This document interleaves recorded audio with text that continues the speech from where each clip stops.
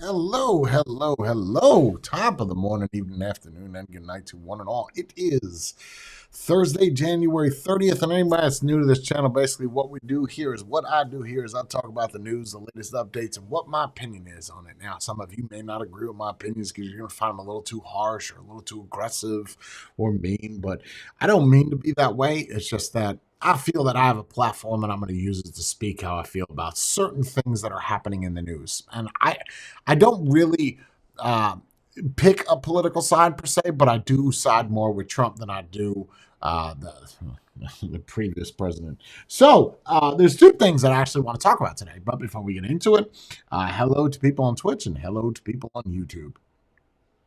Oh, thank you, Jenna. Thank you so much. Big Mama dropping beans, vomiting hearts. That was absolutely adorable. Thank you so much. And thank you, Monkey. Thank you. Thank you. So today, the news is check out this title. What is going on? So Trump, it's in the news. It's hot. I think this is big. I don't know if he's going to be able to pull it off, but let's cover it. Let's talk about it. This is 6 minutes long. We're probably not going to make the full 6 minutes. Let's see what happens. On what he calls an impending economic calamity. He is urging lawmakers to extend key provisions of the Trump Tax Cuts and Jobs Act. The stakes, of course, couldn't be higher. Millions of jobs, billions in lost wages could be lost if the tax cuts expire in December. And Republicans are mobilizing. Speaking at the GOP retreat in Florida, President Trump doubled down on his message, cut taxes for the American people. He even floated the idea of abolishing the federal income tax altogether. Okay, let me stop that real quick.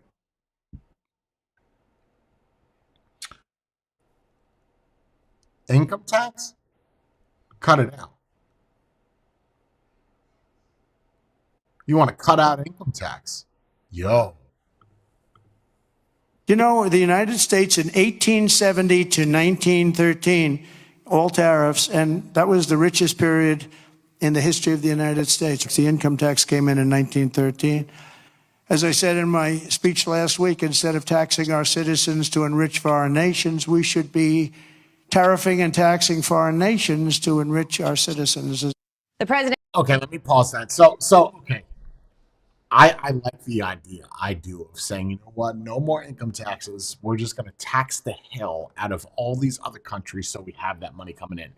I do not think that he has enough of time in office to accomplish this because, one, act of Congress, and I mean, there's already states that don't have income tax, right? You have Florida, is it Texas, Florida, Tennessee, and they're fantastic. But that doesn't mean that they don't pay federal tax. It just means they don't pay state tax, which is fantastic. So if a country as a whole could do that, and the country is only going to get money through taxes, well, it could work because you would get more money from, let's just say, China, but we're already in debt to them. But you would get more money from these other countries taxing them than you would the actual people of America. Do you realize what that would do to the Republican side of how many people would absolutely love that? No more federal tax returns? No way, bro. No way. No way. Wow. You would be by far, people argue this and say it now, but you would be by far the best American president ever. Ever.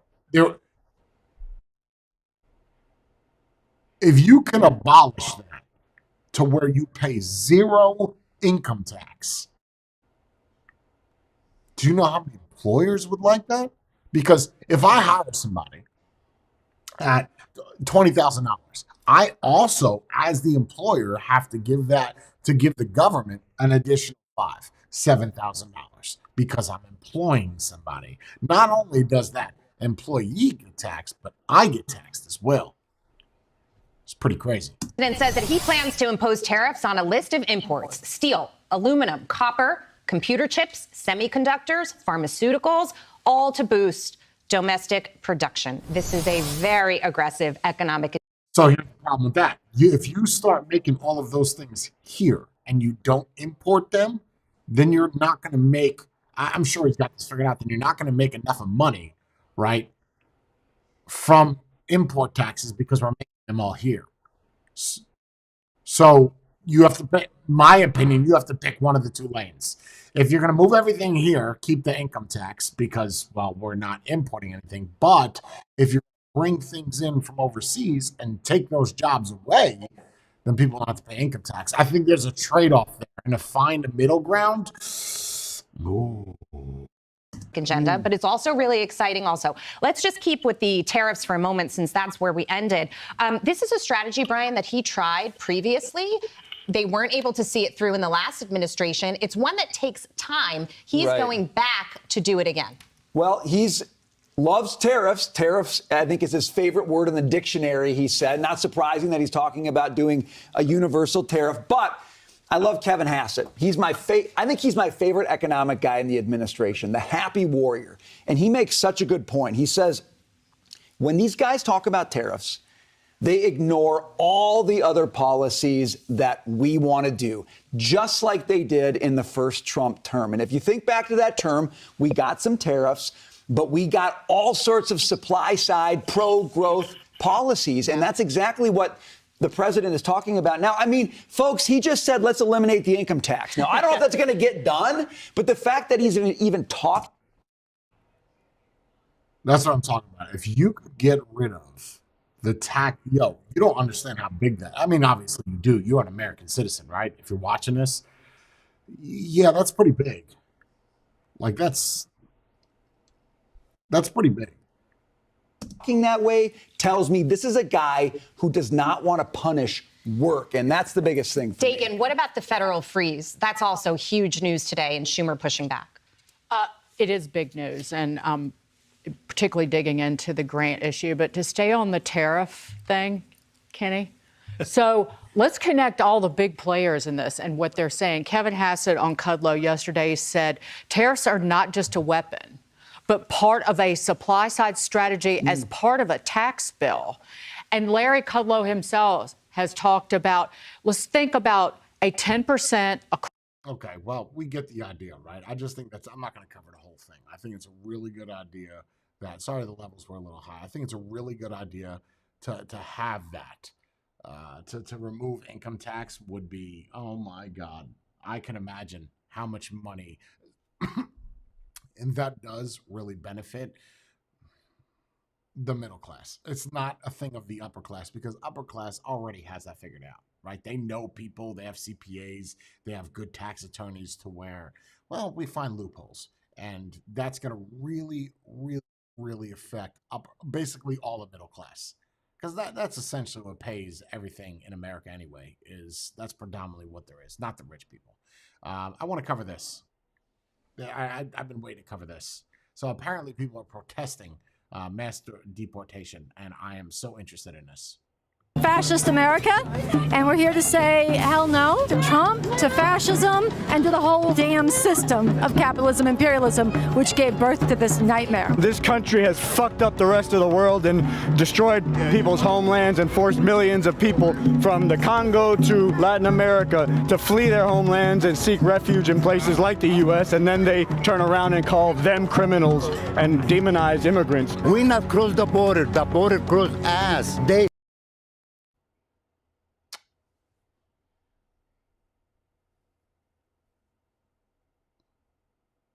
Okay, I don't know who made this map. stole This is a really good channel. It's not a news channel, but this is absolutely crazy. Mexican territory. It's us territory. But Trump is crazy. Yeah. Crazy motherfucker, though. They're coming in from prisons. They're coming in from jails. These aren't people. These are animals. If you listen to Trump, why is healthcare messed up? Immigrants. Why is there debt? Because of immigrants. Why do the police kill black people? Because of immigrants. When did he say that? When did Trump say that? I want to know when Trump said the reason why. Where's that quotation? Give me a link. I want to hear. I want to see that on a link somewhere. I want to hear those words come out of his mouth because that is the most idiotic, asinine thing I've ever heard. Fentanyl crisis. This is Andrew Callaghan, Channel 5. It's basically it's not a news channel. It's a whatever. It's a satirical news channel. Why is that? Because of everything. They're the scapegoats. They're sort of the spearhead for a whole fascist onslaught against people who are already most vulnerable and oppressed under this system. This whole system is illegitimate and rotten. Fascism, capitalism, imperialism. The U.S. enacting coups all over the world, backing reactionary governments, environmental destruction, people being forced out of their country because their environment is no longer livable. Donald Trump's mass deportations are underway. Como estamos viendo, el primer convoy de mexicanos deportados están llegando a Ciudad Juárez. Bien, hasta ahorita tengo salud, pero de mi familia no he sabido nada. In the name of humanity, we refuse to accept a fascist America. How do you get that that's fascist? Like, okay, I feel like I have to either educate myself on this word or explain to me how that's fascism. How? What part of you being here illegally is fascist? That's why we need revolution. We need a whole different system. A revolution is when. And who's gonna implement that? You, Blondie? You're gonna start a revolution? You? Millions rise up. You look like you're from Oklahoma. Sit the fuck down. And defeat, dismantle, disarm the violent forces of this system. Actually overthrowing this system, building a whole new society, and overthrowing it. And you wonder why we want to get rid of the illegal immigrants, right? She doesn't look like she's like one of them that white guilt people. You know, that they feel guilty because somehow they are related or they know somebody and they just want to speak out on behalf of them. Overthrow the government. Wow, bro. Yeah, let's invite more of you in. Of course, sure. Threats always work. And I see why Trump. See, if I was watching this as Trump, I'd be like, yes, go harder. doing so without turning into the people you just overthrew. What would be, I guess, the ideal society to you? One, a world without borders, where people without borders. Really, so just everything is just one big continent. Just it's there's no borders. That sounds like a fantastic idea. Yes, I don't know why I didn't think of that, or any of the other presidents, or anybody, just to remove them all. people aren't considered illegal, and one where other people are actually considered as full human beings. We're all illegals. If this fascist regime calls you illegals, we're all illegals. So that's why we're here, is to go right to where people live and where they're most scared. Okay. Oh, okay. So let me. Okay. All right. Let me just play that back real quick. Huge shout out to Andrew here, but what? So you're saying what Trump is doing is uncalled for, unacceptable, fascist, but then you want to go revolt and fight back. So you're doing the same thing that you are now condemning Trump doing. Okay. Who calls you illegals, we're all illegals. So that's why we're here, is to go right to where people live and where they're most scared. Okay. It's good. Okay, cool. All right, what's up, you guys? We're here in MacArthur Park area, Los Angeles, California. Ningún ser humano es ilegal. What can you tell me about MacArthur Park?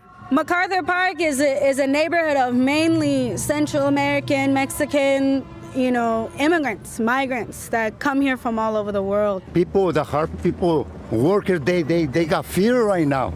Yeah. Because they don't know what's going on in the first or whatever. They're waiting for that thing, and they fear to lose the family and everything. Yeah. This is why we wanted to come here to call on them to say, New Year, no fear. A New Year, no fear. Nuevo año sin miedo. Todos somos ilegales. Well, now's the time to stand up. You got brushed up on that Spanish lady. You sounded white as shit when you said that.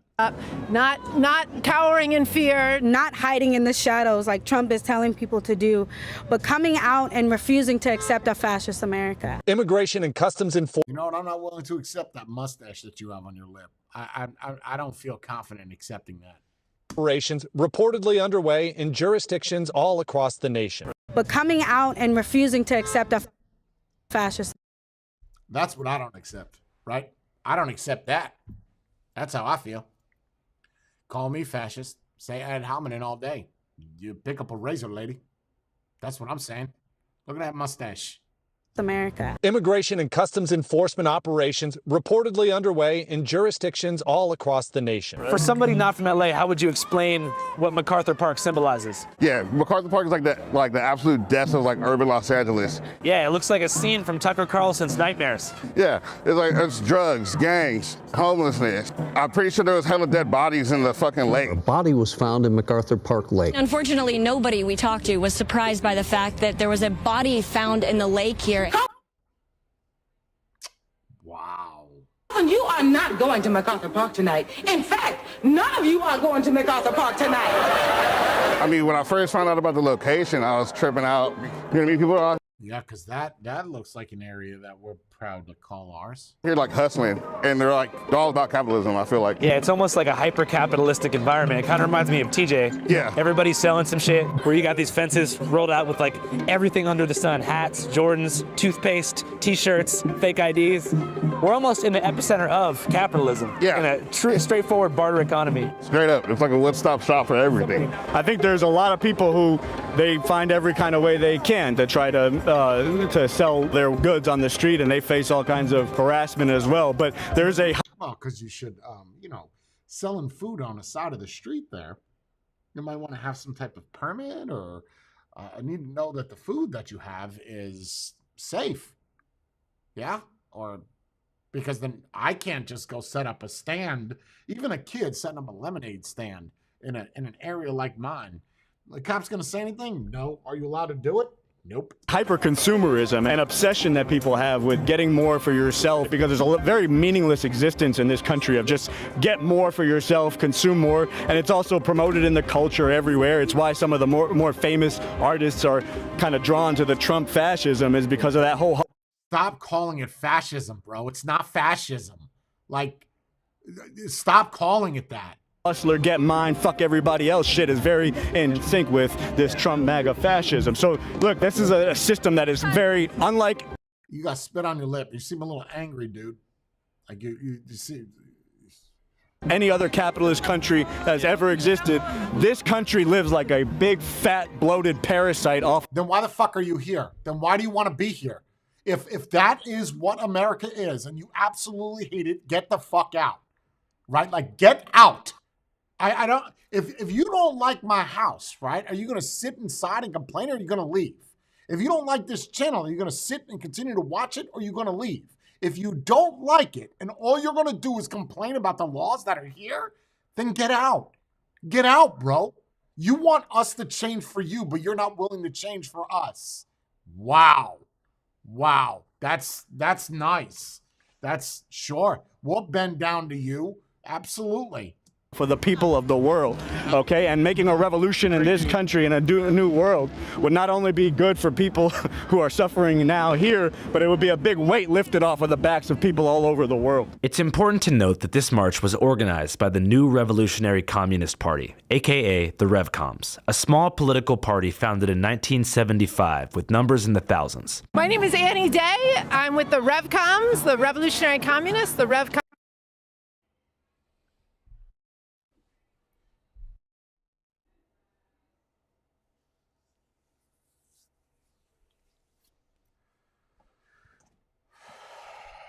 Because communism is better than fascism.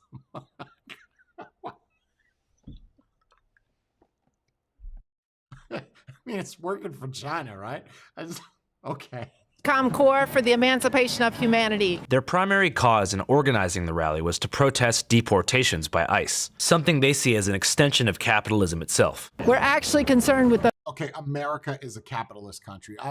Matter of fact, I'd be willing to put money on it that about 70% of the world is based off of capitalism.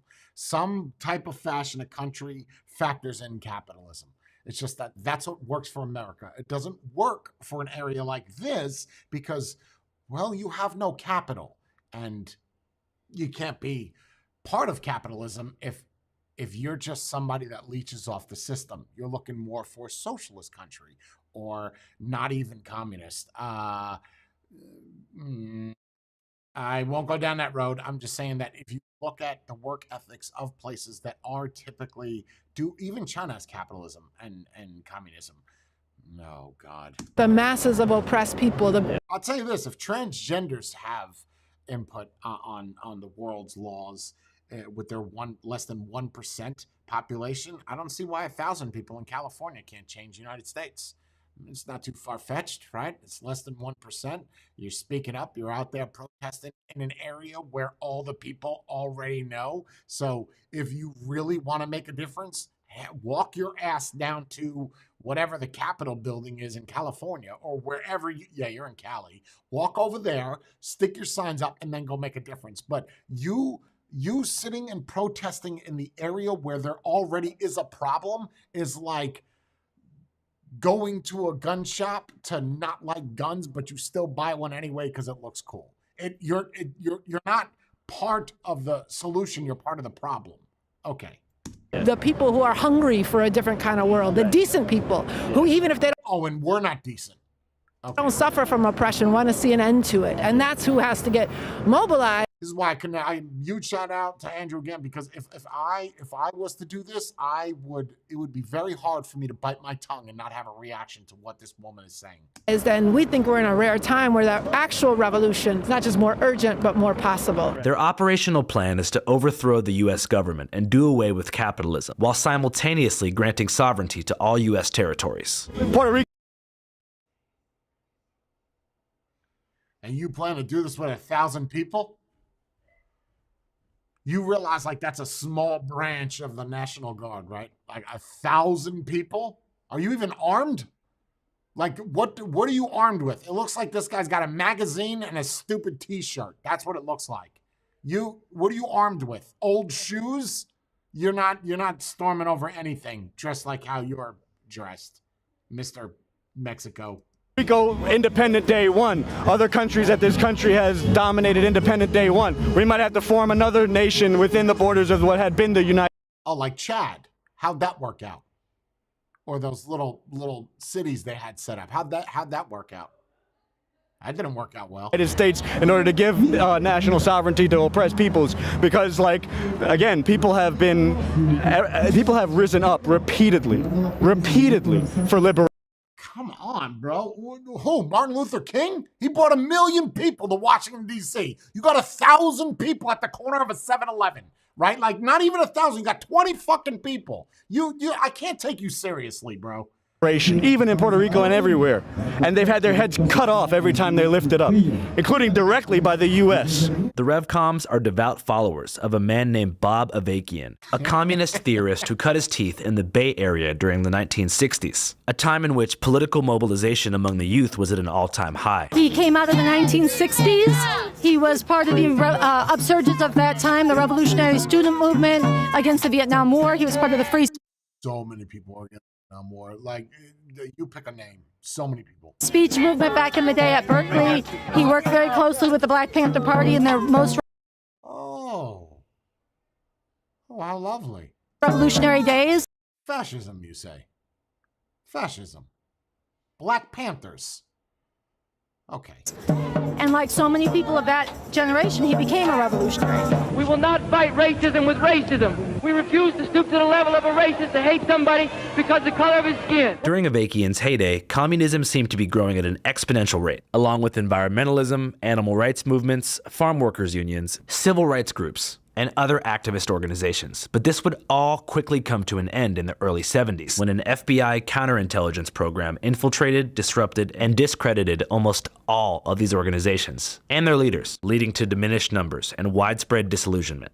I know people who came out of the 1960s who gave up on revolution because they didn't see a way out, and who turned to all kinds of, shooting up, smoking crack, because they didn't have any hope, not just because... Oh, so when I lose hope, I should just pick up a crack pipe? Is that what I do? Oh, man, I'm depressed. I can't win this. Let me go sniff a line of coke. Is that how that works? Because, shit, well, I guess you're kind of fitting the bill then, aren't you? Right? Because if that's all the people that you have speaking up for you that always resort to the crack pipe, you should probably get different spokespersons, right? Like maybe invest in somebody related to Bob Avakian, right? He didn't look like he smoked crack. They were suffering, but because they lost the hope. And, you know, a brother who came out of prison talked about how it wasn't until he found, like, Bob Avakian talking about how to revive the communist movement and save the project of emancipation. Either that guy is really tall holding the microphone, or that guy is really short, the one that's spitting a big game. That he found, like, there's something to live for and not just to kill ourselves doping up with the enemy's poison. Unlike so many others. With the enemy's poison. That's all over your street, bro. It's all over your street. He never gave up on revolution because the system didn't get better, and he's forged a new communism. Bob Avakian apparently has a new constitution for a new communist reality. It does lay out the basic principles and a lot of very concrete guidelines and institutional, procedures that could actually guide people on how to begin the day after seizing power, so to speak, and actually transforming. How do you expect to overthrow the government, bro? I want to hear more details. Society. And you wonder why the government doesn't like people like you. You're not doing things by the book, right? You're not. There are ways to do this. And telling the government that you are going to overthrow them and rewrite the Constitution, if that's not a threat, I don't know what is. I don't know. In a way that would be emancipating. He's re-envisioned the project of human emancipation. If you were to look at communism throughout history, what do you think are the most successful examples of communism in application? One is the first revolution in the Soviet Union. That's not in America. I would like to hear the answer to that too. That's a damn good question. Lasted from about 1917 to the mid-50s. And the second is the revolution in China from 49 to 76. And how'd that work out? And both of those revolutions was the first time the slaves stood up and cast off the yoke of oppression and exploitation and were heroic. And in that process of actual building new societies, there were also errors. The so-called Cultural Revolution would end up leaving millions dead. Even, and Avakian points to even grievous errors. Yeah. And learning from that new So those are your two examples? Those are the two that you're going to spit out there? Stage, we actually can do different and much better the next time power is in the hands. And tell me the difference between communism and fascism, please. Lady, tell me the difference. Enlighten me on the different economical structures, please. How do you reckon with the actions of some of these more authoritarian communist governments like Tiananmen Square or the Soviet gulags? When you're talking about Tiananmen Square, that was actually after capitalism had been restored in China, after Mao Zedong died, and there was a capitalist restoration. And then in terms of the gulags, I'll say two things about that. One, communism is the most lied about and distorted experience in our society. Really? God? Wouldn't be religion? Money? Trust? Communism? Society, and you look at the proponents of the people who most attack the Soviet gulags are the masters of mass incarceration in this country, literally a country that has locked up more people than any other country in the world. That's accurate. That right there, what you just said, is accurate. In the 1800s, they had plantations and land to enslave people on. Now the factories and warehouses where they employed people throughout the 1900s are gone, and they're using people in even more vulnerable places like Vietnam and Indonesia. What does that have to do with America? Do you understand what this guy is saying? So you're saying that we use the slaves back in the 1800s, right?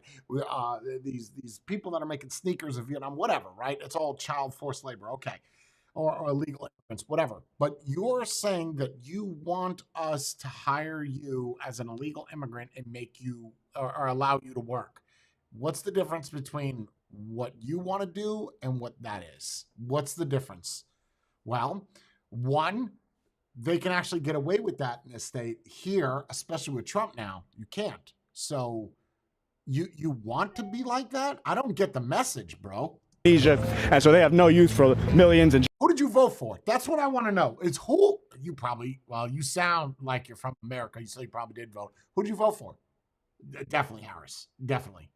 And definitely Clinton. 100%, yes. Generations of black people and brown people who they have all concentrated in these inner cities. So they have prisons and coffins. That said, this is what I mean when I say grievous errors. There are actual serious experiences to look at about, well, why was dissent outlawed? What was wrong in the understanding of the people leading, of Stalin in particular? What was wrong in his understanding that led to the crushing of dissent, that led to thinking that if there was any dissent under socialism, it must be foreign influences, and those people must be silenced and crushed. So in total, around 1.3 million were either shot or imprisoned. Even a lot of the failures and shortcomings of that revolution are a great lesson for people who want to get free. And look, there's I don't know if there's a bad revolution in the sense of when people do rise up against oppressors, but the part of the problem is that those revolutions constantly get reversed. You talk to people in this neighborhood, I don't know how many you have, but there are people who come from places that they had their hearts lifted from revolutionary struggles where the revolutionaries then became the new gangsters that they were fleeing from. Yeah. Okay, so like it's not less inspiring that people rose up, but it's disheartening when people don't have a scientific understanding of why they keep running into the same problems over and over again. Yeah, I think a lot of people inherit some of the ways they've been conditioned too, even post-revolution. I'm sorry, could you say that one more time? I think even post-revolution, a lot of people who have been oppressed and then gained power and self-determination inherit some of the leadership structures they've been taught. Like if you look at Haiti, or if you look at the Islamic Revolution in 1979, that became more oppressive than under the Shah.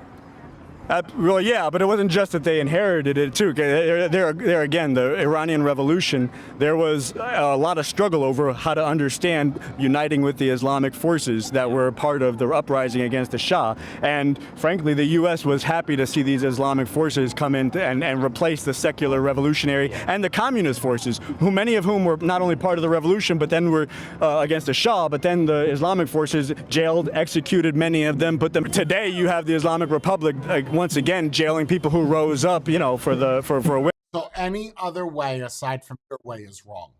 You have the answer, right? I just want to make sure I'm clear. You have the correct answer to fix all of this. Women after the hijab laws were used to execute this woman there. 22-year-old Mahsa Amini. She was detained by the morality police in Iran over an accusation that she violated the country's dress code by wearing her hijab or headscarf too loosely. And so, there you go. There's another lesson. Heroic.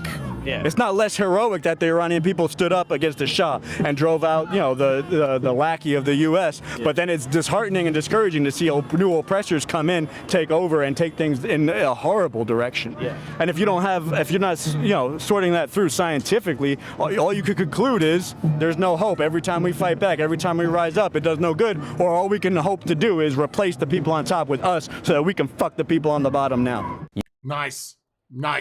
I love it. I love your I love your directive. Yo, what is up, guys? As many of y'all know, one of our mission statements here at Channel 5 is to try and provide raw, unbiased coverage of news events as they unfold. But what if I told you leftist group that I've spoken to in recent times who felt compelled to abandon the two-party political system entirely in favor of a direct action model? Around 3 weeks ago, after Luigi Mangione allegedly assassinated the CEO of United Healthcare, Brian Thompson, I attended a free Luigi rally in Washington Square Park in New York City, where I found dozens of young people voicing their support for Luigi's alleged message. Health over wealth! Can you tell us about your sign? Yes. Government recognized terrorism. MLK, Nelson Mandela, Gandhi, Luigi Mangione. Obviously what Luigi did was...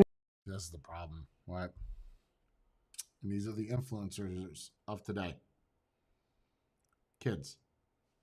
You're going to put him on the block with Gandhi? Gandhi? MLK, I could see. Nelson Mandela, I could see. Gandhi? You might need to do some research. Mangione. Obviously what Luigi did was an act of violence. Not going to touch on that as much, but he has lifted us out of the dust and the trivialness of politics and legislation. And I believe that this is being done to send a message. People stopped wearing masks 3 years ago, sweetheart. Let it go. Care should not be for profit. Yeah. That is the bare minimum. Nigga in there for a body, but he doing the right thing. Despite the sentiment of these young protesters, many of the Rev columns disagree entirely and believe that sporadic, non-coordinated acts of violence set the movement behind. What did you think about the Okay. All right. assassination of United Healthcare CEO Brian Thompson? I think that has nothing to do with anything positive. The healthcare system is a mess. It's a for-profit industry, but revengist actions against individuals go counter to any kind of fundamental liberty. Good. Okay. So, all right. something good is coming out of this revolutionary communism party.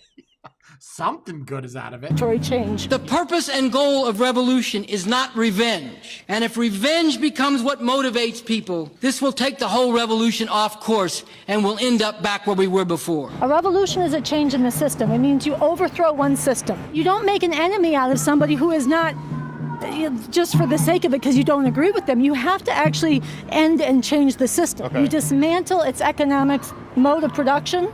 So instead of everything being done only if somebody can make a profit off of it and those who make it don't own anything but the ability to maybe come back and work the next day, you're taking all that wealth and saying we're going to use it for society as a collective and humanity as a collective. No, it's deeper than corporations. It's actually a system of capitalism that's at the root of it. The reason these corporations act the way that they do is because there's a capitalist system that's driving them. It's not just corporate greed, it's a system. If they don't maximize their profit, if they don't exploit, if they don't plunder the environment, some other corporation will, some other country will. Drill, baby, drill. Well, that's why we need revolution. We need a whole different system.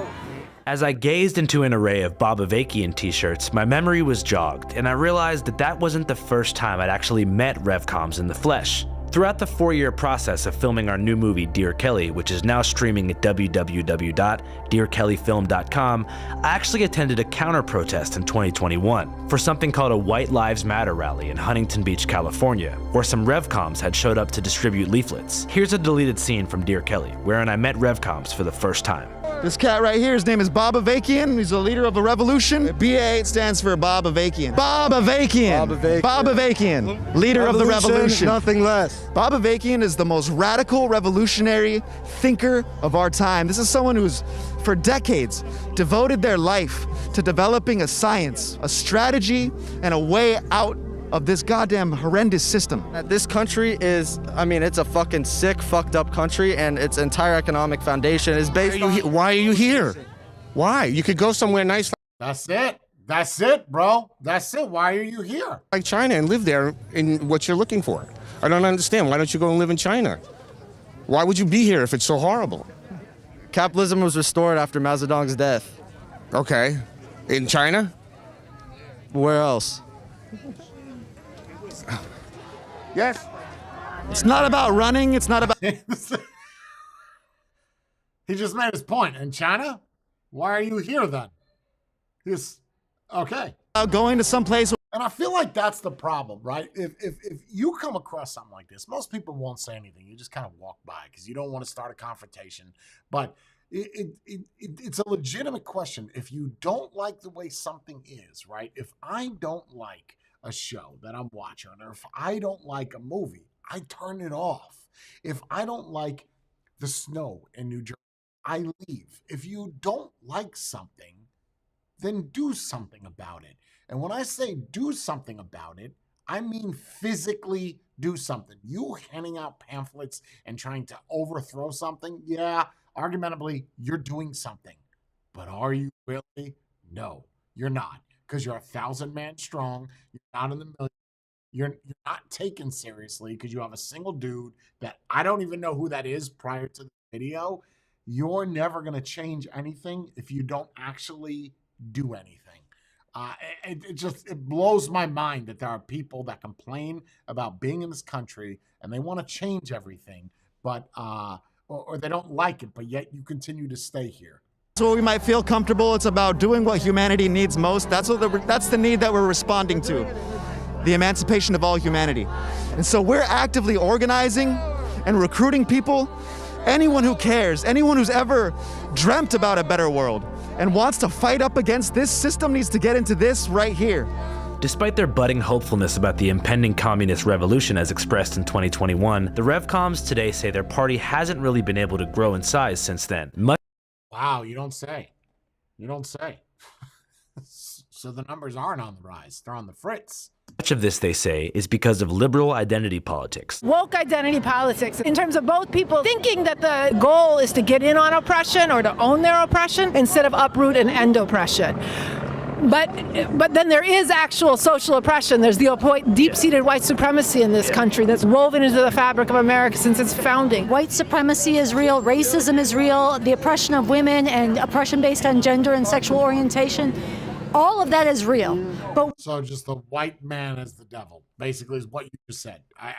I was just trying to like sum that all up into one sentence. Got it. what is really wrong with identity politics as a framework, as an outlook, as an ideology, is that it elevates somebody's identity as if that means they're telling the truth. This is obviously such an issue for them because Bob is an 81-year-old white man, which places him at the bottom of the progressive identity hierarchy. Oh, they don't want to hear about a revolution because the person leading it happens to be an old white guy. That shit is weak.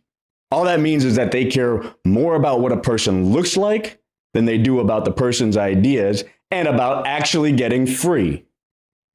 Or maybe they refuse to hear about communism or communist leaders. In addition to stifling leftist... I would love to find that guy's channel.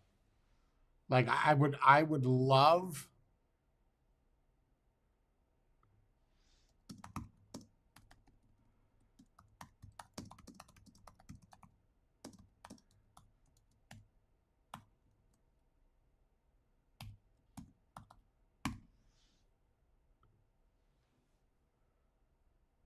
hear about communism or communist leaders.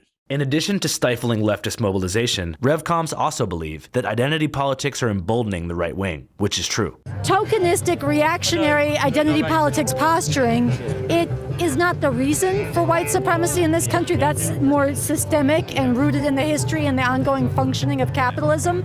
But it does reinforce it, that there is a reinforcing, vicious circle dynamic between woke lunacy, identity politics, and fascist outlook and reaction, and that they actually reinforce each other, and they share an epistemological framework. They share an outlook that truth is relative, dependent on who says it, and as opposed to truth being objective. Like if the police come through to your protest and they start wailing on people, you can't say, "Oh, I'm being triggered, please stop." You can't say in a courtroom, "Oh, Your Honor, this is a white prosecutor, how dare he say something about my black client or my female client."